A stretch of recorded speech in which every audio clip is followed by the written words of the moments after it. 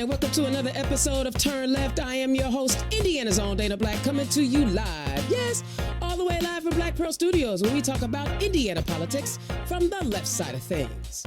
Early voting is underway. We are now in get out the vote mode, right? This is where you've already registered.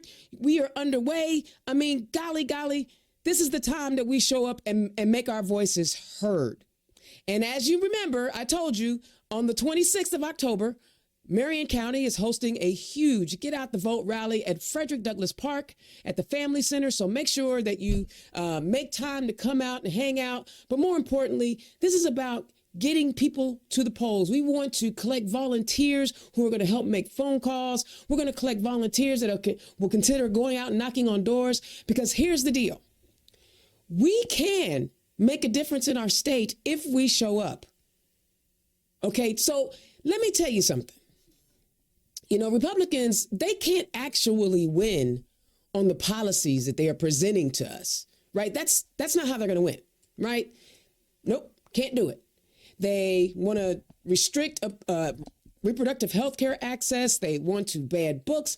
This is the party that says they are about freedom and rights, but they are all about restricting your freedom and your rights. So that's why it is so important for us to get out and vote. But because they can't win on policies, they have to go to trickery and underhandedness and sneakiness. Right? They just can't win by talking to the people about what it is that they're going to offer them to help improve their lives. They just want to keep you from voting, period. Y'all think I'm playing, don't you? Y'all think I'm playing. Well, let me tell you what happened. The Indiana Capitol Chronicle reports 2 of Indiana's top elected leaders on Thursday, today, announced they've requested federal aid in scrutinizing the citizenship status of last Thursday. Yeah, of more than 585,000 registered Hoosier voters. That is more than 1 in 10 residents on the voter rolls. The effort echoes similar attempts in other states to purge voter rolls, several of which have run afoul with federal law deadline intended to protect eligible voters. So it was today. The October 11th letter was sent after the Indiana's October 7th voter registration deadline and when election day was about 3 weeks away. Accordingly, the letter noted, we are thus at a critical juncture in this election cycle when verifying the integrity of Indiana's voter rolls is of acute importance. The letter addressed to the U.S. Citizenship and Immigration Services Director Jadu asked the agency to use its person-centric query service to verify a list of names and dates of birth. The list of 585,774 include those who register without an Indiana driver's license number or a social security number or who live overseas. Indiana has 4,836,973 residents registered to vote. So the letter invites scrutiny of about 12% of the rolls. The move comes after a federal deadline to protect voter rolls, though. The nonsense coming from the Attorney General and the Secretary of State is just intimidation of naturalized citizens and Indiana voters, said Julia Vaughn, leader of the nonpartisan watchdog Common Cause Indiana. These 2 elected officials should be inspiring confidence in our elections, not sending political press releases for their official offices. Indiana elections are safe and secure, and the Attorney General and Secretary of State should be above this type of political division just weeks before the election, Vaughn continued. All this letter serves to do is disenfranchise thousands of eligible Hoosiers, including those with federal IDs attached to an Indiana address, such as active duty service numbers, veterans, and Hoosiers living overseas, Chairman Mike Schmuel said of the Democratic Party. We should not be spending taxpayer dollars to go after eligible Hoosier voters, who may not have state-issue ID because they live overseas, serve in the military, don't have a car, or are disabled. This is another Republican stunt to question the legitimacy of the election if they don't like the results, Shmuel added, before plugging his party's ticket. And then, of course, the largest county, our county clerk, Kate Sweeney Bell, a Democrat, said her office and others across Indiana are upholding state and federal laws that ban non-citizens from voting. If an individual who is not eligible to vote does attempt to nefariously cast a ballot, my office will work to ensure that individual is held accountable under law. And that's what Kate Sweeney Bell told the Capitol Chronicle. Our state does not need Secretary Morales or Attorney General Rakita to undermine the integrity of our election or call into question those who administer them, she concluded. It is unclear what action Hoosier officials can take so close to the election. The National Voter Registration Act of 1993 requires states to finish voter roll maintenance at least 90 days ahead of federal elections. That would have been August the 7th. So, fellas, ladies, all of my eligible voters, all my non-binary individuals, this is what they're doing. They can't win on policy. They can't win on great ideas. They can't win on exciting the base about something that they are going to do to improve the lives of Hoosier moving into the future. So what do? They try to scare people and intimidate people and try to kick people off the rolls after the voter registration deadline, after the deadline of August the 7th, when they had a time to scrutinize the roll. So why did they wait so long? If you were so worried about people who are registered and they may not be eligible to vote, why didn't you do something before now? Why are you sending your letter now? Why are you trying to intimidate the federal office to say, hey, y'all have no other choice but to listen to what we do? Listen, judges in Virginia are striking down rules to purge voters off. All of these Republican-held states are doing everything they can to keep us from voting. So let me ask you something. For all of you all out there saying that my vote don't count, my vote don't matter, and blah, blah this and blah, blah that. If your vote didn't count and your vote didn't matter, why do they work so hard to keep you from it? Why? Why are they intimidating you to keep you from going and making your voice heard? Because they know your vote matters. All this is doing is trying to create chaos and intimidation. All they want to do is scare people, but we will not be moved. Nah, see, because I know my history. I know about Freedom Summer. I know about the 3 Freedom Riders who were found in Philadelphia, Mississippi, burned because they were trying to register people to vote. I know about it. I was phone banking last night for Jennifer McCormick and Destiny Wells. And I got to talk to an elderly gentleman who said he was born in Alabama in 1937. And he was ready to vote, and he is voting blue. He said, they Democrats, ain't they? I'm voting for the Democrats. But all I could do is when he told me his story was say, thank you.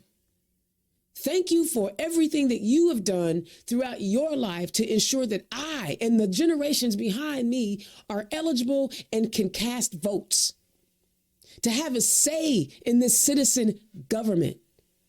They don't want you to have a say. They want to control you. They want to control you so desperately that they are willing to turn our country over to an authoritarian. Someone who praises Putin and Viktor Orban and Kim Jong-un and his minions in Indiana, Mike Braun, and the most dangerous human alive, Micah Beckwith. That's who they want to turn our government over to. That's not democracy, y'all. And unfortunately, because they don't want you to read the history books, we've seen this already. We've seen what happens when you turn a country over to authoritarians. The Germans still feel shame for it. Viktor Orban is doing whatever he wants in Turkey. And don't you know, in Korea, North Korea, You can always tell, the story is you can always tell a North Korean from a South Korean because a North Korean is undernourished, and so they're smaller. This is what authoritarians do.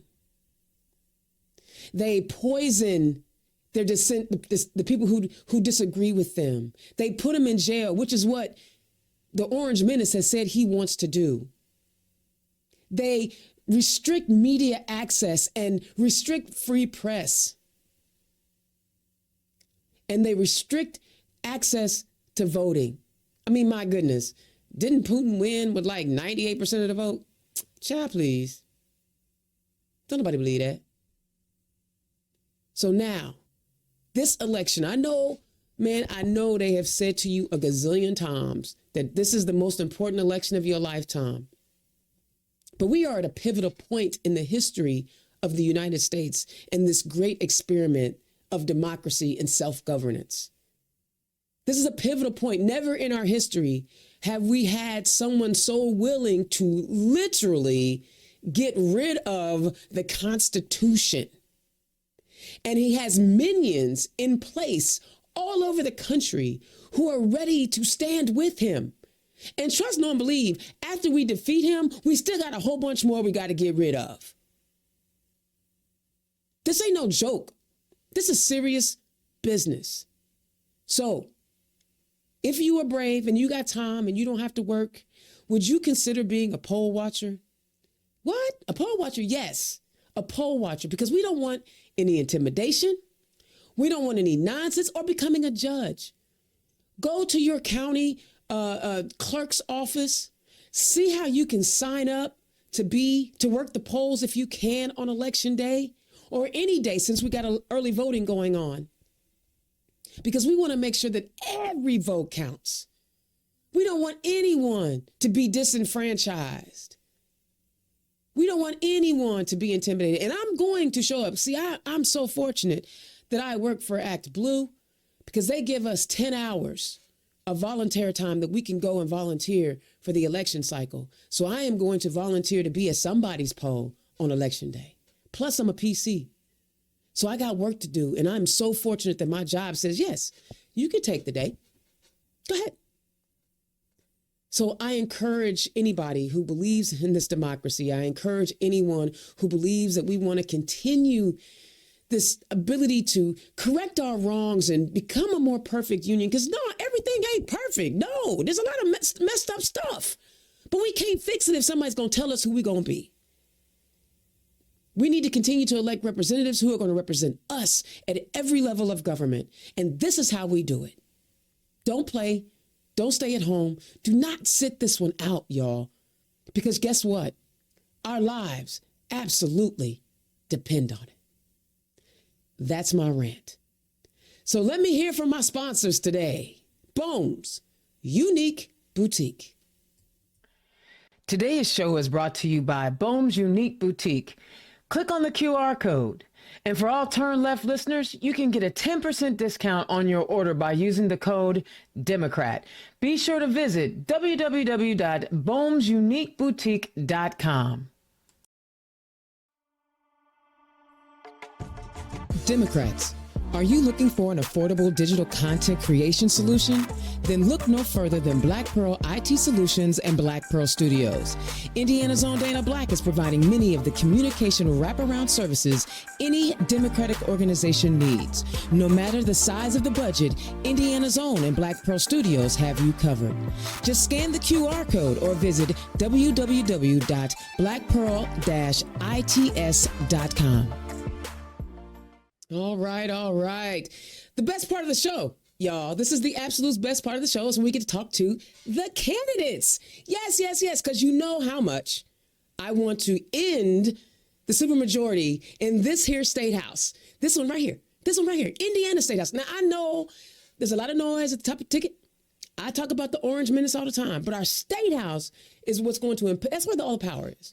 Real talk. That's where all the power is. So tonight I got two guests who are running for the House. I'm excited because we need to end the supermajority, because if we don't, Lord Jesus, Democrats only have to show up to work or they can pass whatever they want. Think about that. Not even having a say in what's going on. So first up, Running in House District 60, we have Michelle Higgs. Michelle, welcome to the show. Hey, thank you so much, Dana. And of course, my guy, the musician, the bandmate, running in House District 23, Rick Rouser. Rick, welcome to the show. Thank you, Dana. Thank you for having me. Appreciate I'm it. so grateful that you guys took time out of your busy schedules because it's crunch time. I get it. But thank you for coming to talk to our Turn Left listeners. Y'all, was there anything in my rant that you wanted to comment on or emphasize for your voters? Michelle, you can go first. Yeah. I think I actually was trying to jot down that last sentence that you said. We can't fix anything if someone's going to tell us who we're supposed to be. And that was just a really powerful statement right there. I feel like, the attack on voting, the questioning all of the time, putting doubt rather than putting forward good ideas. It is exhausting. And I think I appreciate everybody that is putting in the effort to work the polls, watch the polls, behind the scenes, making sure that voter integrity is there. And it's sad that we actually are having to fight our own elected officials to vote. Yeah. So thank you. That is sad that we have to fight our elected officials, but we need to hold them accountable. So I'm ready for the fight. Rick, did you have anything you wanted to add? Well, I'm just, Morales and Rokita, what they've done today is what I call they've rigged the election again, or rigged it so that the Republicans can stay in power. They've used gerrymandering, stuff like this. They won't allow ballot initiatives or referendums. And it goes on and on, ways they stifle the vote in Indiana so they can remain in power. And like you said, we only need 4 more seats in the House to at least end the supermajority, and so hopefully we can do that this Yes, year. and two guests. So guys, as you're listening tonight, we turn all of these into fundraisers. So if you click the donate link, anything you donate tonight will be split between these 2 amazing candidates. Rick, you said something interesting. You said ballot initiatives. Did you know that there was a ballot initiative this year on the ballot? So remember when the State House voted to get rid of us having the ability to elect our superintendent of instruction, student instruction. I always mess it up. Well, there's a ballot initiative on the ballot this year that says, do we want to remove that person in the succession chain if the governor and the lieutenant governor become unavailable? Just like in the at the federal level, it's the president, vice president, and the speaker of the House. That's the third in line. In Indiana, it's the superintendent of instruction. So there is a ballot initiative on the ballot, which I'm not really sure how I feel about it. But it was an interesting nugget that came out last week that I knew about, but I'm not sure how I feel about it. And I'm not even gonna, if you want to comment on that, I don't know if you guys have thought about it at all. Well, just one comment would be they don't allow voter initiated referendums and then they're difficult to do. In most states, you need 500,000 signatures or something to get a item on the ballot, and so it's a heavy lift. But those are important lifts that should be allowed, and they're not in this state. So I assume this particular one is coming from the Republicans wanting to change the power. Yeah. They can add their own referendums, I guess. So yeah. The only input that I had on that, what we had talked about in some of the groups I've been in, is that because they have, it's no longer an elected position, then the thought is that a non-elected should not be a successor, which that makes sense. But again, I find it rather interesting that they'll move this forward because they, keep changing all the rules. Mm-hmm. But then say, with regard to, abortion, bodily autonomy, all of that, that would be far too complex to put before the voters. And so that's where it doesn't ring true or authentic. And that's so true. One other thing that I wanted to talk to you guys about, we've got judges. Our Supreme Court judges are on the ballot this year. And it's either to retain them or not retain them. Now, I know a lot of folks are just saying, let's retain them, but this is the same Supreme Court that said that the law to ban 100% abortions, with a few exceptions, was all right. I find that somewhat problematic. Have either of you had any thoughts, or has anyone asked you questions about our Indiana Supreme Court while you've been out campaigning? So, Go ahead. Oh, Thank you. just real quickly, two things. One was if people are voting to not retain them, chances are they're also voting for Jennifer McCormick. So it would give Jennifer a chance to bring in other justices. But also, I've actually been trying to research and learn more about are they rubber stamping the Republican legislation? So it's not just about abortion. Like, I've been looking at how have they been dealing with utility companies and in particular Centerpoint. So there's some things where it's like, if they are just rubber stamping and not actually being that third pole of power holding accountable, then that's where I would totally agree, get rid of them and bring in new. Rick? Well, I think a turnover is usually a pretty good thing to do. So I personally will probably vote to remove them. Yeah, me too. I'm not voting to retain them. They've not made me happy at all. All right, let's get to know who y'all are. I just had a few things that just popped off the top of my head, but I felt like, let's just do it. Michelle, tell the people who you are and where you come from. Yeah. So again, my name's Michelle Higgs, and I'm actually running to represent House District 60, which includes 2 precincts of Monroe County, 33 of Morgan County, and 13 of Johnson County. So all that's just south of Marion and Indianapolis. And a lot of my district is rural, with a couple of a county seat in Martinsville, which is actually my hometown. My family moved there when I was 14 and I graduated from Martinsville High School. I had moved there actually from very, very rural South Texas, just about 5 miles off the Mexican border there, in a town called Mercedes. Wow. When I talk about coming to Indiana and having a culture shock, it very much was. My dad managed a gas station on Main Street for like 28 years called Swifty. It was one of the few where they actually pumped the gas for everybody. Fun fact, because Destiny Wells is also from Martinsville. And so she told me that at a particular point, she realized that she had never pumped her own gas because she always went to Swifty. And so she blamed my dad one day when she had to pump her own gas and didn't know how to do it. It was just like, what am I doing? Anyway. But my dad kind of knew everybody in town. And so that was one of those things where just the regular folk that are working in our businesses and, working in the field and all of that, I feel like they just oftentimes get overlooked. Mm-hmm. And so when after I graduated and I actually traveled, I went to school in Canada and met my husband, who's British. We lived in England for a couple of years. Wow. He got accepted to music school in Los Angeles. So then I actually lived in Hollywood for a couple of years. And then we were in LA and moved back in 2016 to be near my family.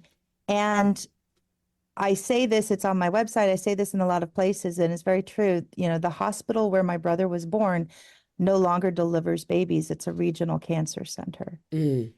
And I got involved doing just grassroots organizing around issues. And I would go to the State House and we would be talking about environment and healthcare, mental health, housing, tenant protections, all of these things. One of the first campaigns I worked with was on pregnant worker accommodations. And let me tell you, to go to the State House and have these people who are advocating pro-life policies, in their words, that are death dealing, and they would not even entertain robust pregnant worker accommodations. It kind of says just to me a whole lot about what's wrong with the Republican Party today, and in particular, their manipulation of single issue voting. Yeah. So when I decided to run, it was really because I was seeing that nobody was running against my opponent, Peggy Mayfield, who she had actually introduced some of the most extreme abortion bills. And so when nobody was running against her, it was also one of those things where most of the, all of the local candidates at that moment, but one was Republican. And so how do you get voter turnout for up ballot candidates when there's no one to vote for? And so that's kind of started my journey. And really running for office comes from a place of seeing people being hurt by policies that do not center Hoosiers, but oftentimes are centering the voices of outside interests, lobbyists, and corporate profiteers. It's interesting. You talked about growing up in rural Texas and then spent time in rural Indiana. Now, obviously, becoming a world traveler probably changes your views on things, but rural Indiana, rural America, we find ourselves trying to pigeonhole folks into a preconceived notion. Talk to us what it was, what your upbringing was like, and what the values that were instilled in you coming from rural Texas. And here you are running as a Democrat. Yeah. Well, I'll be honest, I don't really remember, as a kid, some of the politics. The election that was probably most in my mind and where I saw a shift was everybody supported Jimmy Carter. And then all of a sudden, Ronald Reagan came on the scene. And I watched, and again, the community that I was part of would probably identify more as the evangelical community now. But I watched the adults in the room shift from supporting a Christian president, Jimmy Carter, to suddenly supporting a Christian president, Ronald Reagan, largely around the abortion debate. And so in the rural spaces, it was still very much, one of the earliest memories I have is on a farm where I'm surrounded by cotton fields, and it's probably a couple miles to, somebody my age. But everybody that I saw, I don't know, it was like they were rooted to the land. And so when I came back here and I'd be talking with people, whether it's small town or completely rural, it's like there are families that have been there for generations. And they are watching the things that were supportive of their families being left behind or actually eviscerated through policy, through economic development that's not favorable. And so I don't know, I feel like we need to talk to the people that are rooted to the land, that are invested in stewarding the land. I just think that sometimes when I would travel and definitely living in Los Angeles and saying that I'm from Indiana, people would be like, "Oh, what's in Indiana? Just corn?" Yeah. And I would feel so frustrated sometimes. It would be like, "Oh yeah, Indiana, it's just a flyover state." No, it's not. It's not. And it's not. But here's the thing, I would suggest that we have drive-through counties. And I talk to people a lot about how they view, say, for instance, Morgan County. And they're driving the, 69 now is open, or the 67. So they're going between Bloomington and Greenwood and Indianapolis and the airport. And I'll ask people, how often do you stop in Morgan County and look at the businesses or see some of these towns and where they're at? And people are like, "Oh, I never stop. I'm just on my way."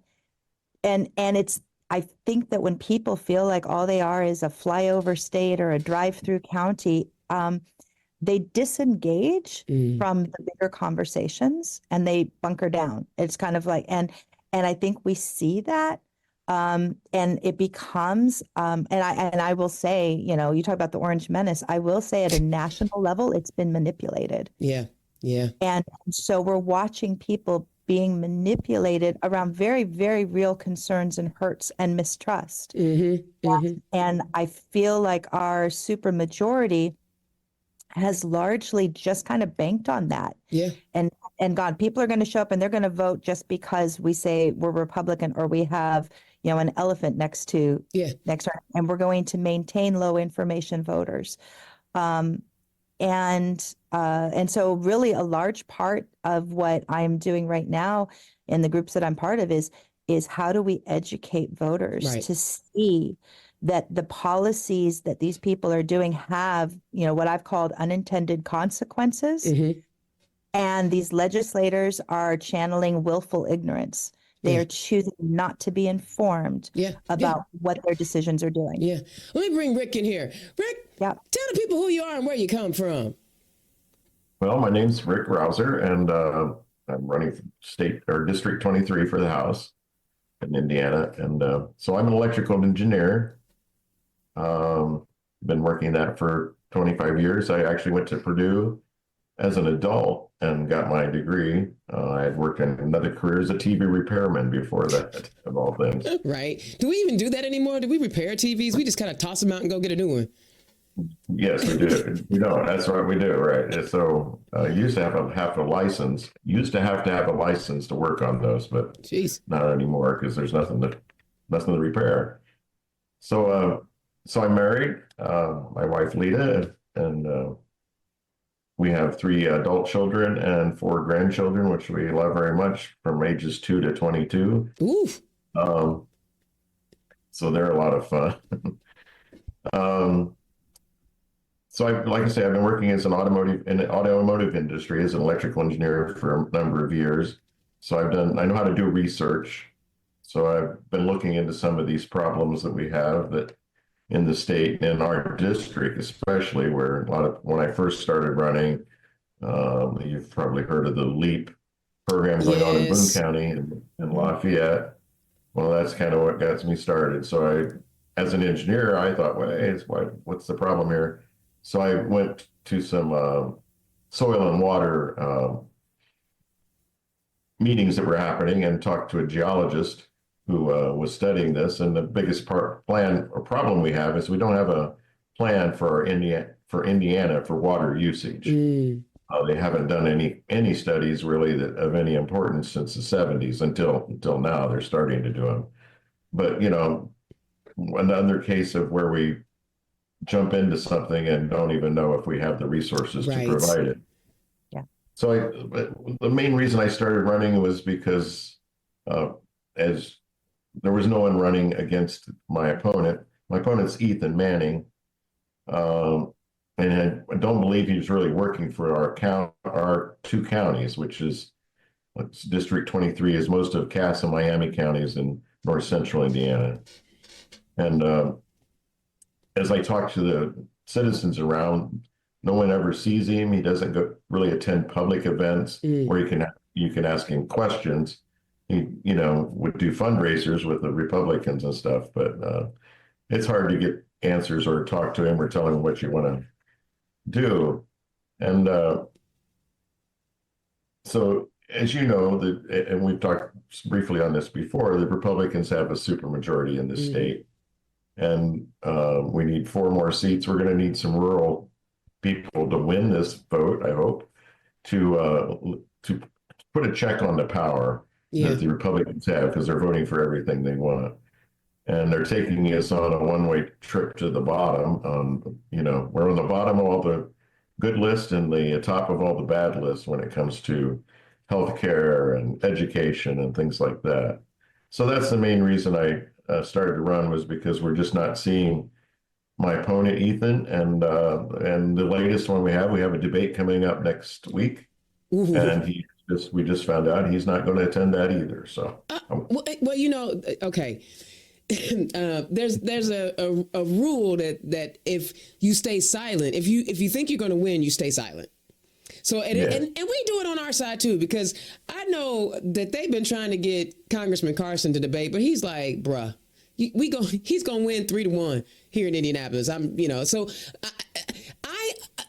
I'm torn between it because I understand the strategy, but I also recognize the desire to have that debate. I'm torn. Oh yes, from my point of view. Yeah. But the point making is because he uses the same strategy on everything he does. He doesn't talk to the people. He won't let them ask questions because thinks he's a shoo-in. I hope he's not. Yeah. Yeah. Now, But, Congressman Carson shows up everywhere, and I just want to make that very, very clear. He ain't never scared. Good, yes, and I see that from other representatives too, especially on the Democratic side. Sheila Clinker and Chris Campbell from Lafayette seem to be at a lot of events and taking questions and stuff.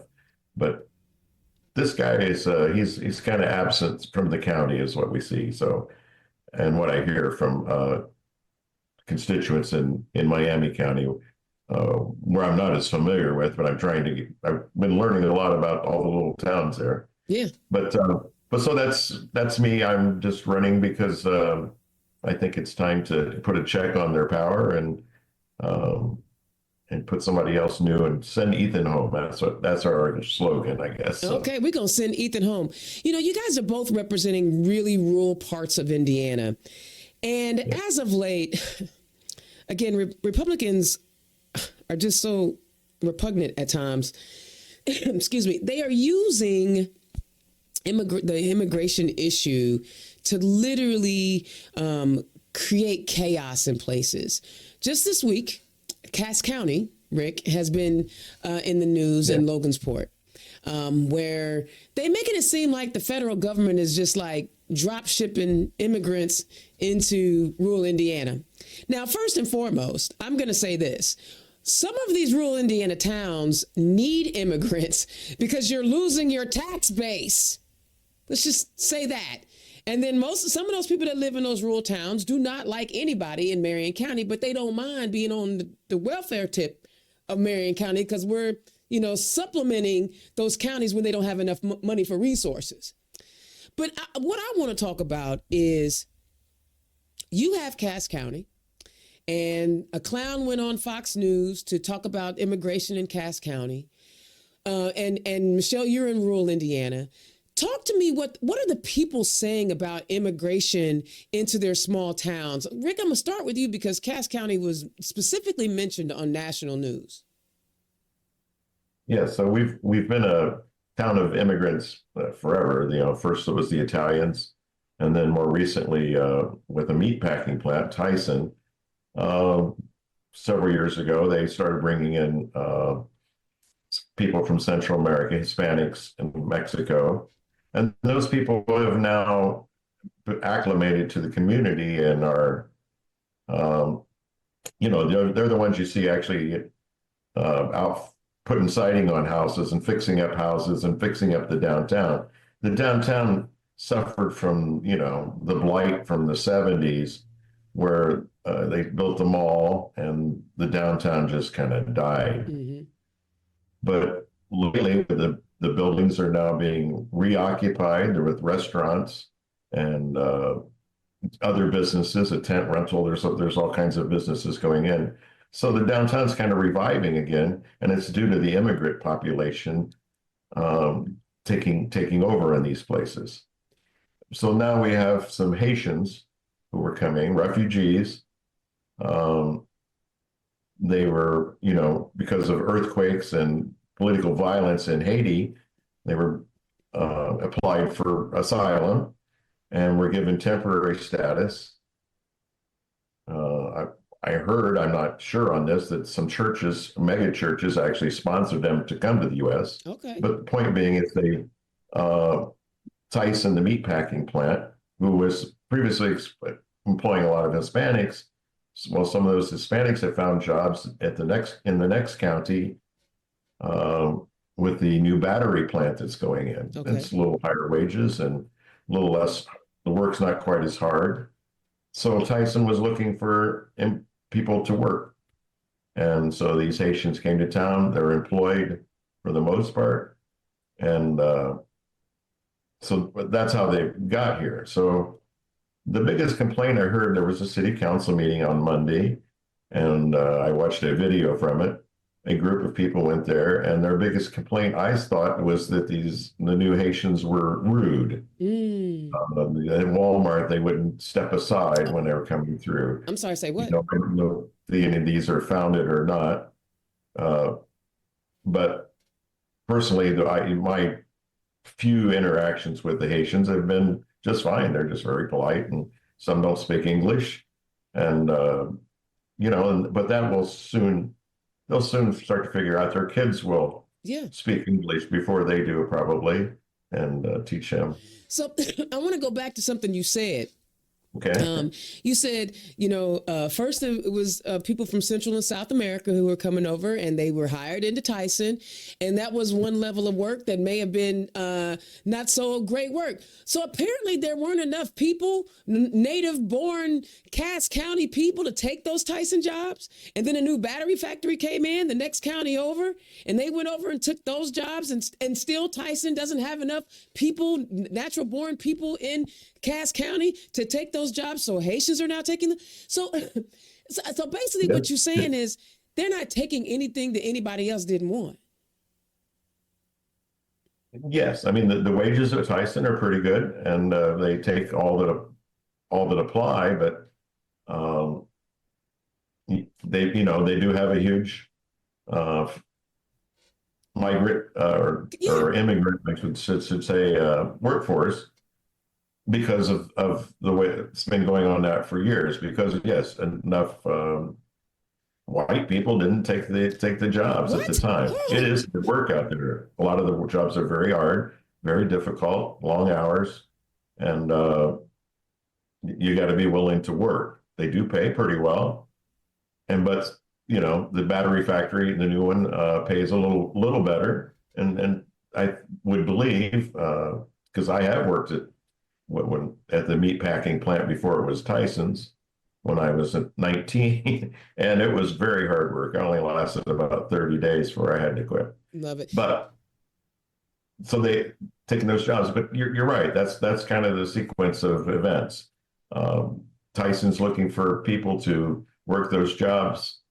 They offered them to the Haitians, who then came to town. Yeah, because white people wouldn't take the job. I wasn't going to say it that way. I was trying to be like, neutral. But Michelle, are you seeing, is there an influx of immigration any of your rural counties? And the reason why I bring it up is because these folks want to, when they bring up the immigrant population, you said nothing but positive things, Rick, about the folks moving in, but it's almost like they want to see these people hurt. We saw what happened in Springfield. And so to turn around and perpetuate it again, and Micah Beckwith is the main one to do it. It sounds like they want to see these folks get hurt. But Michelle, are you seeing that level of immigration in your counties? We don't have those kinds of employers. Okay. So it's a little bit different. But what I find interesting, and Rick, you touched on it a little bit, was when you're saying like the mega churches were sponsoring the Haitians. So this happened, gosh, I want to say during, Trump's first term in office, and we were seeing a lot of Latin American coming up. Mm-hmm. And it brought to my mind, because I was hearing from people at that time that they were complaining about all of the immigrants, and in particular the fact that the children were coming over unaccompanied. Mm. And it brought to my memory when I was a teenager, our church, we went down and we did missions trips down into Guatemala, and the people there were incredibly gracious. And I remember thinking about what is it like if you are going down with a group of people, telling people how much you love them, appreciate them, whatever. And that generation grows up, and there is, whether it be economic or environmental or whatever it is, a calamity. But you remember as a child meeting some Americans mm-hmm. that were incredibly generous and incredibly gracious. Would you not think that I need to get my children to someplace safe? Yeah. And America said that they loved me. Yeah, yeah. And the fact that we have voices in churches speaking anti-immigrant sentiment is just horrible to me. It's just horrible. Now, also having grown up so close to the Mexican border, that when I was there, like it was, I wouldn't say porous. What it was is we had types of immigration and visas for people that were migrant workers. I also want to name, we've gone with our rhetoric from talking about illegal immigration to now it's being used as migrant. Well, migrant was always a classification that were people who were here legally, and they were actually here for a season, working in the farms, working in different industries, and then go back. So the fact that that is the term being used is really deeply disturbing to me. At the end of the day, it's scapegoating, and we are highlighting, again, Black and brown folk. Hello. To basically scaremonger, and we've seen this before. Every single, it's just history repeats itself because people apparently can't learn. So, but the reality is that, there are industries where we have what an ecosystem of immigrants come and they do these jobs and then they move on, and there's different things, and it's always been. Now we can actually talk about where there's abuse, and I will say, and I have heard in my district where people are concerned about human trafficking, and I'm not talking even sexual. What I'm talking is labor practices. Where in, say, construction, you have somebody who's undocumented, they get injured, and then they just, they could even be killed and be buried and nobody would know. And so there's a whole thing that people are concerned about. And I feel like we're dealing with fact, and we're dealing with hyperbole, and we're dealing with conspiracy theories, and it's all getting thrown in together. And if we are not actually focused on a humane level, I remember being in a meeting where it was a bipartisan group of people, and we were talking about what would be some really cool, good immigration policy. And I remember even just starting with, well, I think whatever it is has to be humane. Yeah. They could not even agree on what constituted humane. Oh, geez. Stop. So we are at that point, we have a problem. Yeah. Wow. That was, what, normally I don't even talk about immigration, but since they brought up Cass County, I had anytime I hear my name, Indiana, thrown up on Fox News, I got to find out what's going on. But you guys also talked about something I felt that we don't talk about enough at the State House. And you said, Michelle, you were used to being around people who were essentially tied to the land. And Rick, you were talking about how you had to go work with a geologist to understand what the real issues are. We are not doing what we need to be doing to take care of our environment, right? We are, making decisions about things without actually having an understanding. And we unfortunately see how, the southeastern part of our country was decimated by hurricanes because of climate change and not taking care of the environment.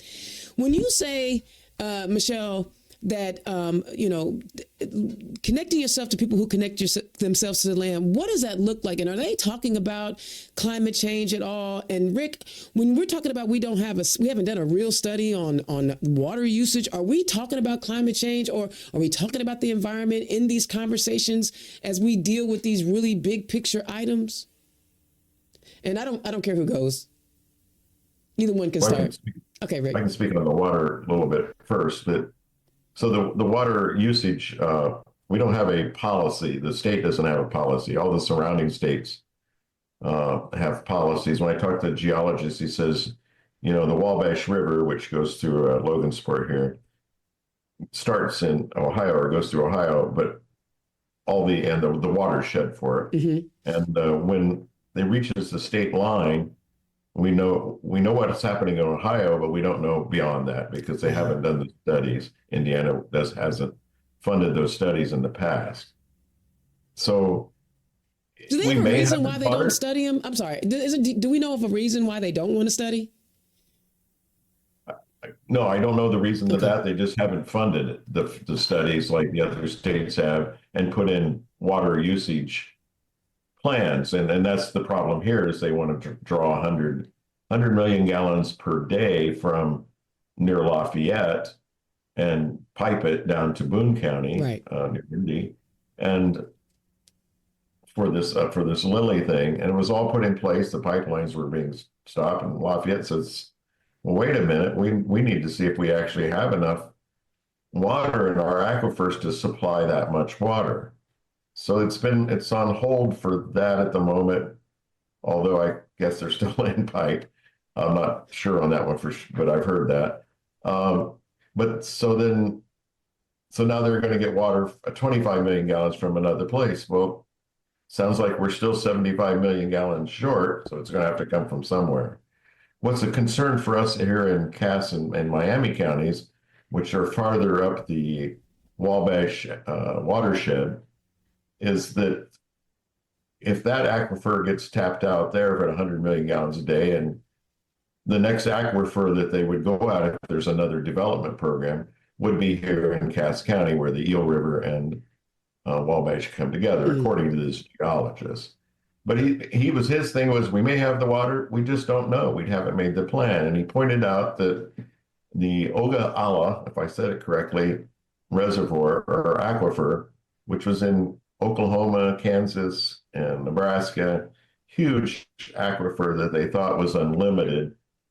They pumped it dry in the 1930s, and we, not only because of that, but that was part of it. It was the reason we had the Dust Bowl of the 1930s. They ran out of water. And turns out when they did further studies on it, those aquifers were filled from the Rocky Mountains. Well, you can imagine how long water takes to seep through the ground, which looks like a sponge, and make its way to Oklahoma. It takes a while. It takes a long thousands of years. So it's a huge problem. So now they've got water usage plans out there to, regulate how much water can be used and what you do if, you run out, and who gets shut off. And that's what we don't really have in Indiana at the moment. So, so it's not so much for the environment, but the environment plays a big factor because we had water. Our rain levels have changed in the last 30, 40 years because of climate change. We actually get a little more rain here. And I'm sorry to divert here, but because Republicans have voted to eliminate some of the water, not the watersheds, but the wetlands areas, and reclassify them, those wetlands act sometimes as a sponge to absorb extra water. And we can catch that in dams and stuff, but away from the dams, if these wetlands are not there, what happens is when we get an extra few inches of rain, there's no place for it to go. So it floods our roads and our fields and stuff. So they're very important for that reason. They may not look like there's any water in some of these at all year round, but they just recently want to change the classification of that at the state level too, and get rid of, we only have like 5% wetlands left of the original. We've lost 95%. So I know I've been talking about that for a while. And, you have these small towns that are having once 100-year floods. And then they reach out to the state for funding to help, rebuild and get their downtowns back together. And they're like, oh, we ain't got no money for you. So they're creating the chaos and then not even helping them fix the problem. And these people keep voting them back in. Michelle, talk about being married to the land. Yeah, so I look at it as the difference between stewardship versus extraction. And in our society, we tend to go more for extraction and looking at these resources as commodities. Again, coming from living for 25 plus years in Los Angeles, which is what we call an artificial oasis because it's actually desert. And there's a corridor that goes between Los Angeles and San Francisco, where they have had water fights for a long time. There's big signs that says, this drought here is due to politics and whatever. And part of that comes from they decided to have crops like almonds that are very requiring a lot of water. So here you have, and then they have to ship in water. So when I am hearing things about the LEAP project and things like that, I'm like, ding, ding, ding, this seems really, really familiar. And I feel like when you have legislators who do not look seriously at climate change, and they've made it either a political pawn or even within the religious communities where they refuse to even acknowledge it in many ways. And so what happens is if you don't see that, then you're not going to actually plan for it. So that 100-year flood that happens now every 5 years, it's always, thoughts and prayers and oh my gosh, versus, oh, maybe we need to actually be more aggressive at protecting wetlands for the very reasons Rick's talking about. Maybe we shouldn't have open season for having as many data centers as possible or cryptocurrency facilities that are incredibly energy intensive and need water and need electricity and all of these things. If we are heading into a time where all of that is, we might need drinking water as a higher priority. And I say that, who needs drinking water? I mean, not when your body is like, what is it, 70% water? Yeah. But I say that because, so my hometown, Martinsville, when you go there, there's a giant sign. It's been there since the early, 1900s. And it's, Martinsville, home of mineral water.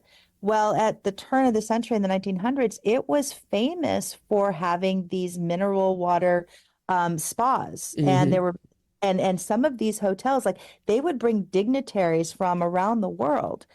And again, mineral water is pretty stinky. So, I'm sure we've moved on from there. But the problem is in the 80s, there were some dry cleaners that at the time they were using chemicals. At one point, they didn't know they were toxic, and then they did. But either way, these chemicals were just being dumped. And eventually that ended up becoming these toxic water plumes underground. And going back to when I first started organizing, that was one of the things that we were door knocking about. And we were asking people what were some of the issues, and they were naming cancer, and family after family were dealing with rare cancers. And it was coming to light that the water had become toxic, the groundwater. And I think, more and more communities now, they might get boil water notices when you have extreme flooding, when you have extreme drought. All these different cycles are happening. And I think the idea is, oh, well, we'll be able to be okay. We'll have 3 years, or 3 days of extra, and then FEMA will kick in, or the supply chain or whatever. And I think this is one of those areas where people are actually talking about it. We would talk about the doomsday preppers and stuff. I think people sense that they need to do something, but it's not matching the policies. Right. And Rick's absolutely right that if you've got these policies that are creating the problem, and then you're refusing to fund the solutions or listen to the studies or follow the guidance of the scientists or think that every opinion has equal weight, right, then we're creating our own problem. And I find it really troublesome too when people that are running for elected office are running on a platform that is anti-government. I don't understand that, when the whole point of government is literally the people doing a thing to protect you, right? To protect, right? So don't tell me that you're running for office because you hate government. Then that makes no sense to me. Now you can exactly. You want to be a part of something that you despise. I mean, Rick, does that even make any sense? They do that, and I believe that they do it so that they can then, remove all regulations, remove all barriers for the bad actors, so they can just dump and do whatever. Because for some reason they think, if they, they do this thing over here in this community, it won't affect them and their family in this community. But we're seeing how climate change is affect. Who knew that Asheville, North Carolina could be wiped off the face of the earth almost by a hurricane? Yeah. Think about that. Yeah. And it's so far inland, and it's like they're devastated down there. But these folks, man, they don't.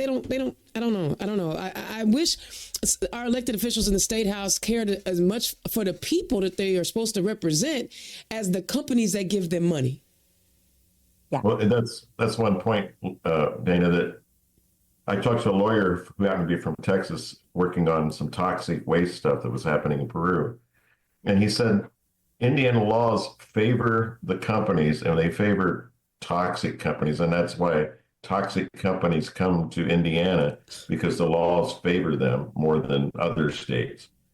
Things like, dumps and stuff like that. I mean, a lot of our landfill here in my county is being filled from out of state even. But then they fail to protect the citizens. One quick point is that one law says that if you are poisoned by your employer with chemicals, you cannot sue him directly. You only can get workman's comp for your cancer or whatever. You can't sue because you were poisoned. And I found that just crazy. So anyway, the point being that he said that Indiana laws just favor the companies that like to pollute. So then we got to change the laws. Not so much climate change, but we've polluted our water and air pretty well in this state. So one of the things I've always said is, I used to think, I used to say Indiana doesn't have, mountains to climb and oceans to swim in. But I just wish people would stop treating us like a trash can.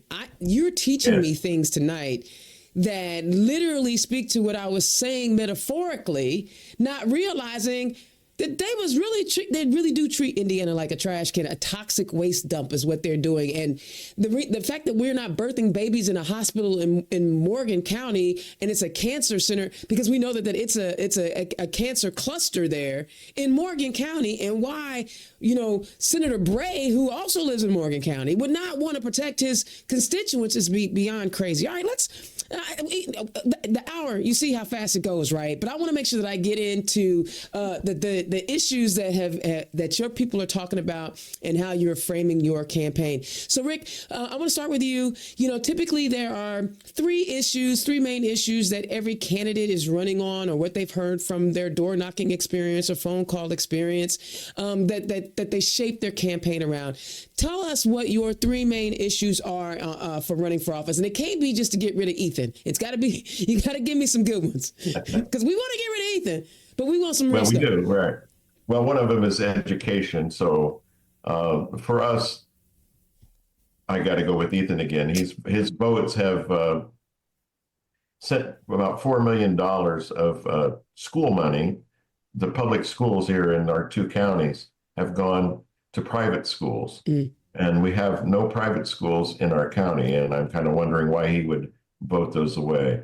He also voted for, the first abortion rights. We're first in the nation to induce. We don't have the freedom for women to make a choice. I don't believe that's government's job to make choices for women's health care.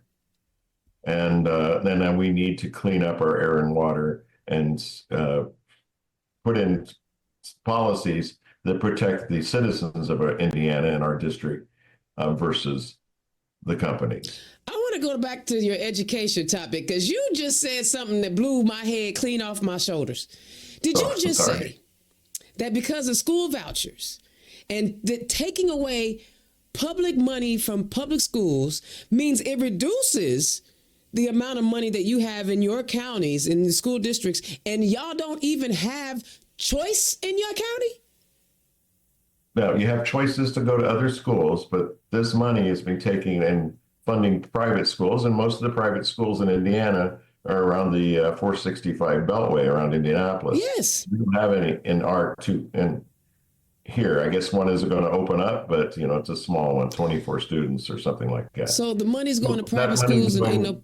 So the young people in your township can't take advantage of those private schools because there ain't none, unless they want to drive 50 miles. That's correct. Wow. And the new voucher, with these vouchers too, the schools are having to do marketing to say, hey, come to our school. It's better than the other county school.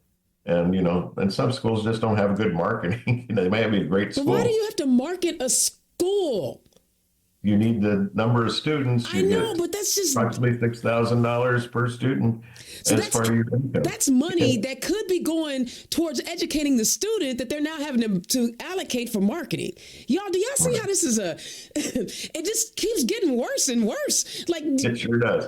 Oh my God, you got to take money that should be for teachers and education and the student and do marketing. Y'all, This voucher thing is terrible. Michelle, give me your three. So my three, basically healthcare, which is the reproductive and mental health, particularly housing is particularly around tenant protections and that ecosystem to get people into homes. And obviously with property taxes, there's something there too. And then education, again, vouchers. Now we do have there's charter schools, there's some Christian or parochial schools, and I don't know if we've got any directly private, but we do have voucher money going to that.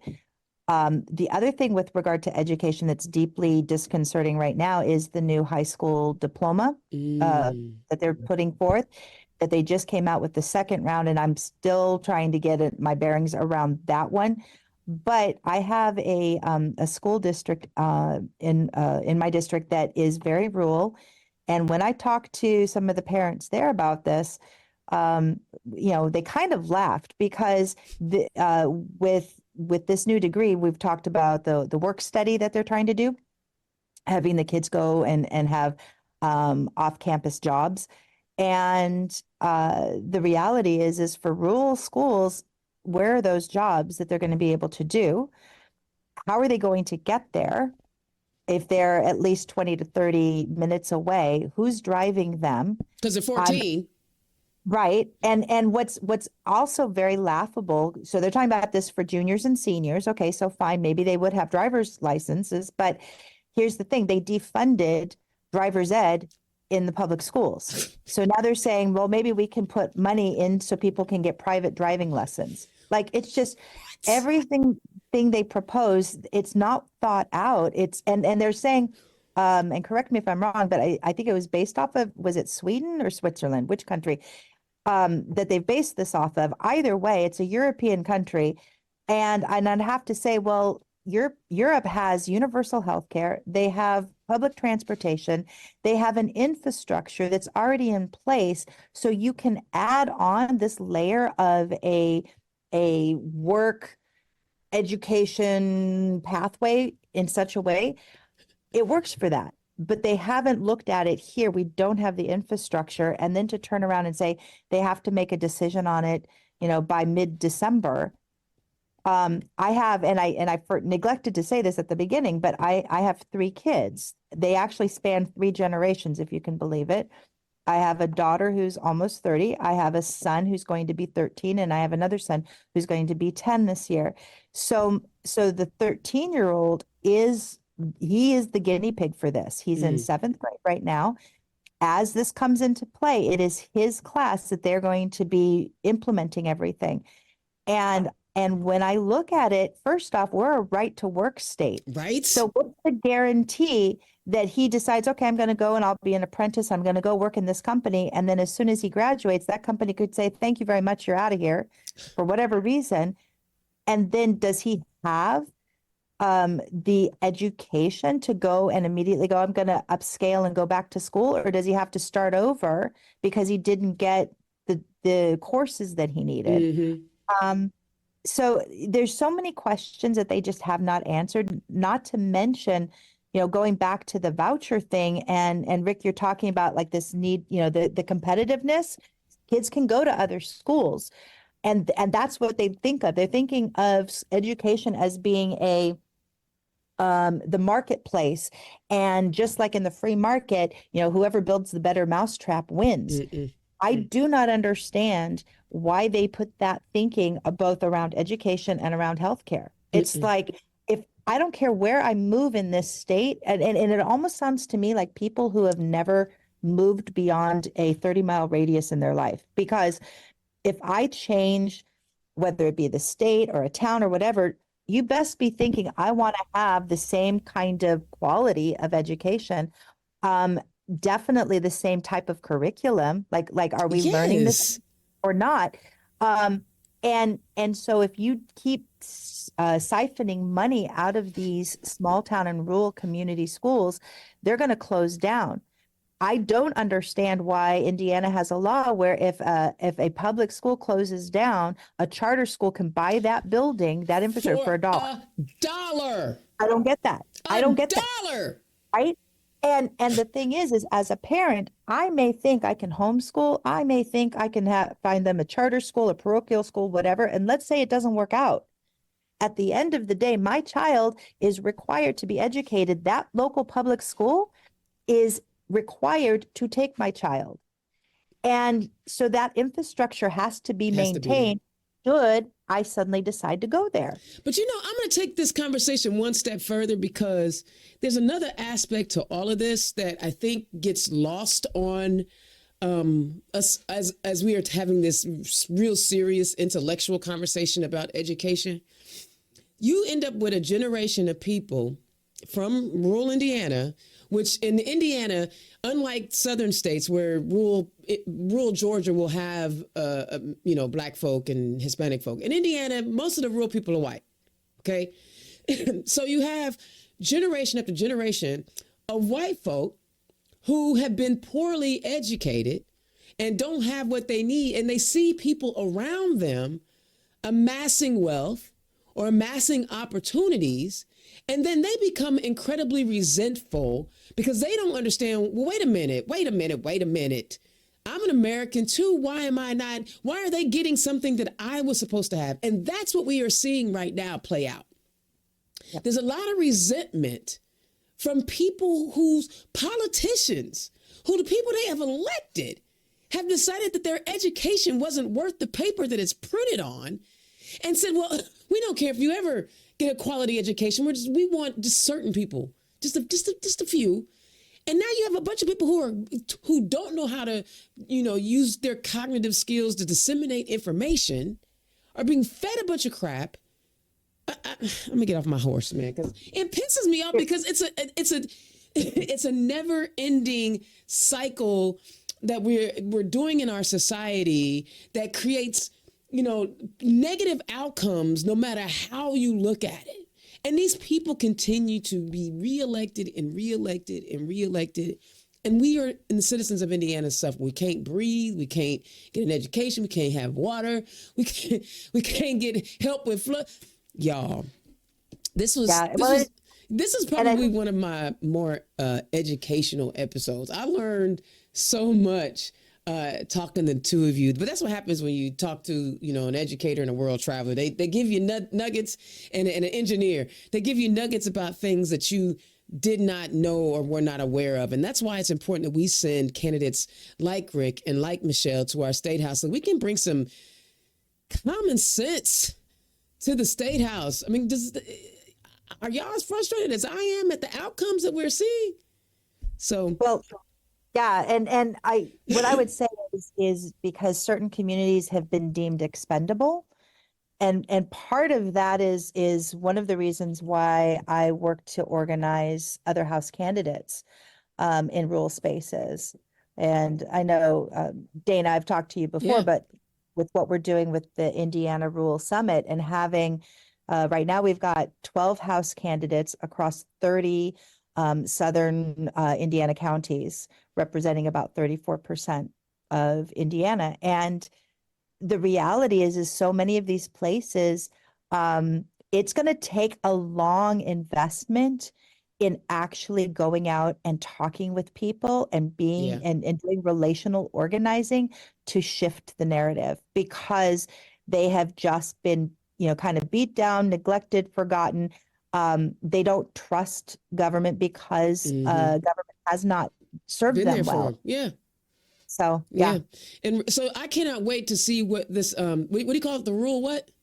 The Indiana Rural Summit. The Indiana Rural Summit. I cannot wait, because I know we mentioned that you are planning to move this along to different parts of the state. And I cannot wait to work with you on this, because I've already made that commitment that I'm going to, because I can't go into rural Indiana and have that fit to listen to me. What I know about rural? I'm from Indianapolis. This is where I lived my entire life. What do I know about rural? Nothing. But I got a big mouth, and we can make some things happen.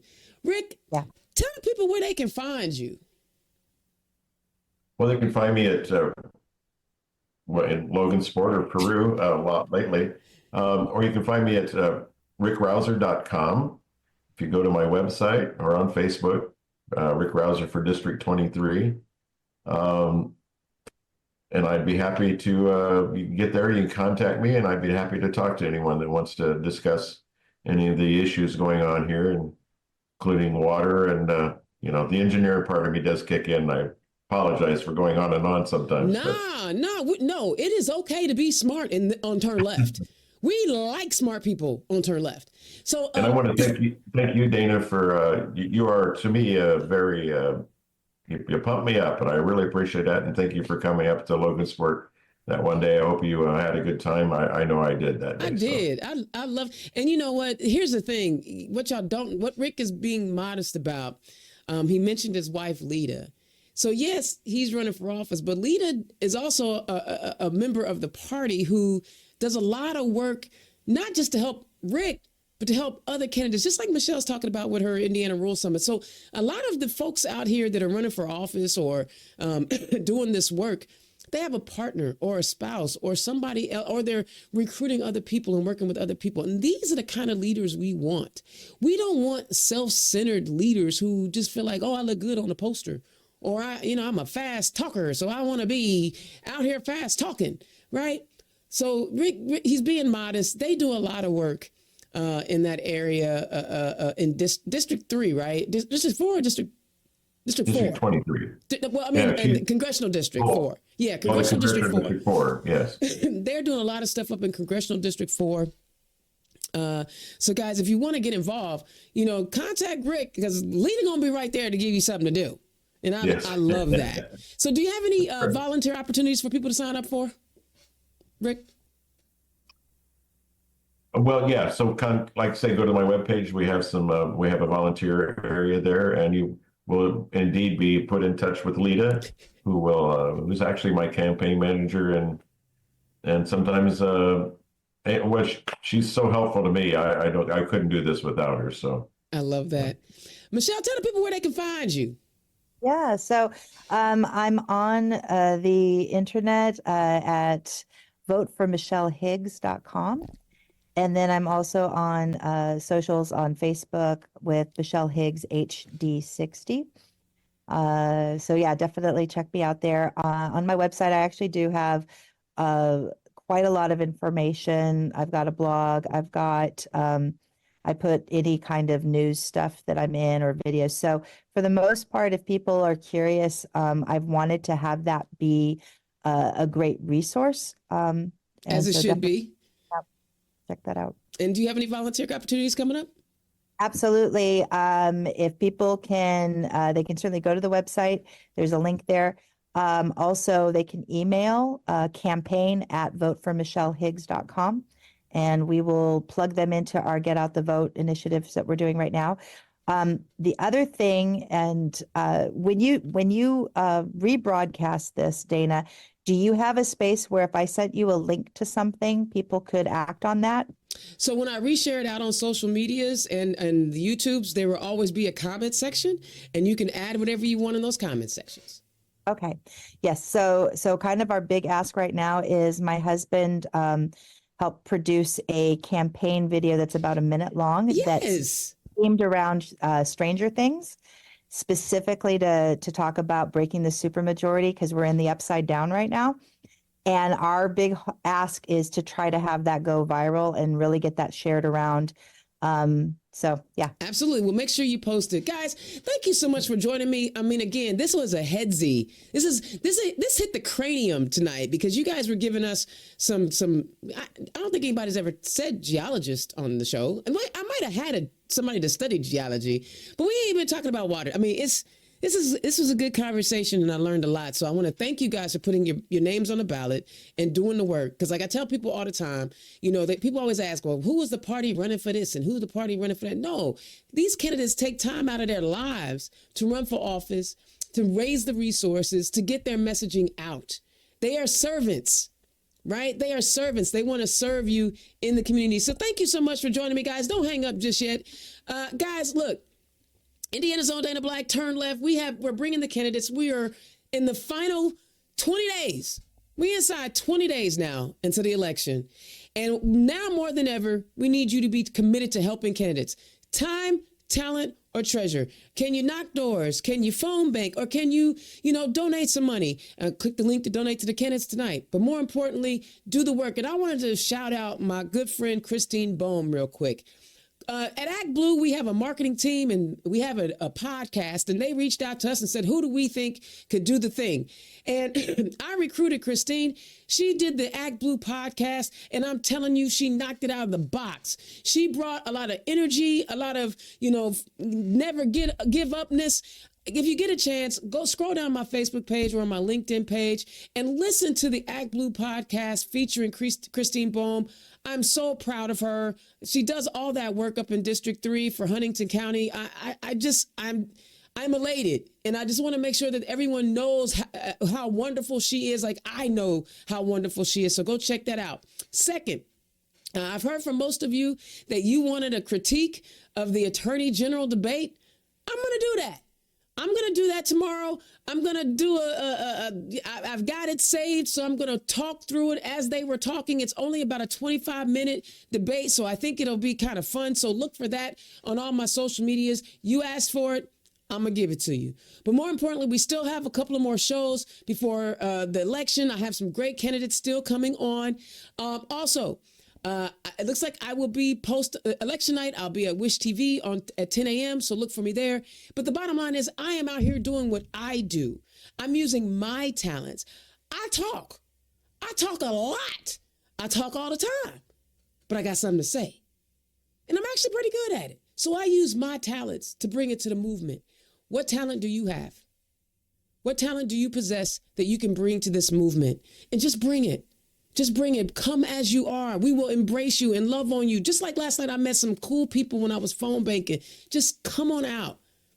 Everybody is welcome. And if you get some kind of crazy vibes, because humans will human, reach out to me at Dana at indianazone.com. I got you. Dana at indianazone.com.